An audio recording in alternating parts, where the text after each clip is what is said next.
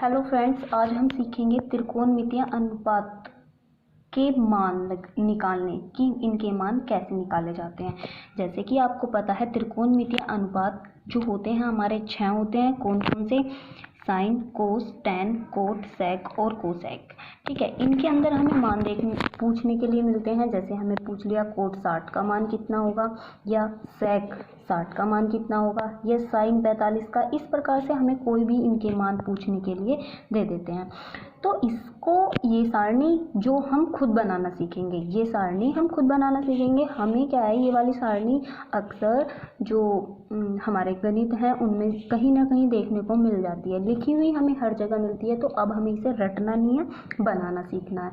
तो इसके लिए सबसे पहले हम देखेंगे इन त्रिकोणमितीय अनुपातों के बारे में। किसके बारे में? त्रिकोणमितीय अनुपातों के बारे में। तो हमारे मुख्य तीन साइन, कोस, टैन, अगर हमें इनके बारे में पता है तो अगले तीनों के बारे में हम अपने आप जान सकते हैं। कैसे?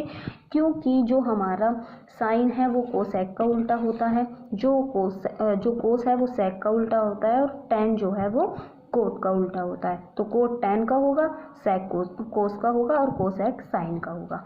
ठीक है, इसके साथ में हमें एक रिलेशन और पता होना चाहिए, tan is equals to sine upon कोस।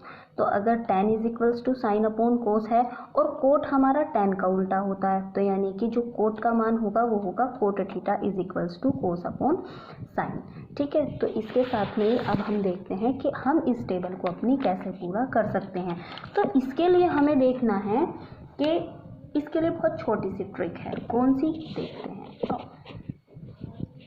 सबसे पहले हमें 0 से लेके 1, 4 तक की संख्या लिखनी है। 0, 1, 2, 3 और 4। फिर 4 तक की संख्या लिखी तो सभी को 4 से डिवाइड करना है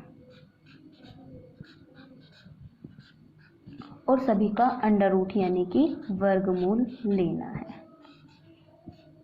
ठीक है, अच्छा, तो 0/4 का जो 0/4 जो है हमारा, इसका वर्गमूल जो निकल के आएगा।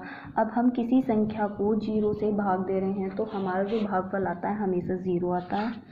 फिर इसके बाद इसका निकल के आएगा हमारा 1/2, इसका निकल के आएगा 1/√2 और इसका निकल के आएगा √3/2 और इसका आएगा हमारा 1। इसके लिए बस आपको थोड़ा सा वर्गमूल के नॉलेज की ज़रूरत है।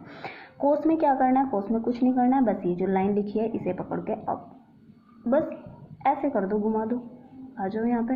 1 √3/2, 1/√2 और ये इधर आ गया और ये यहाँ पर आ गया। अभी मैंने बताया तो जो टैन होता है साइन अपॉन कोस होता है, तो यानी कि इसके बटे ये। आगे समझ?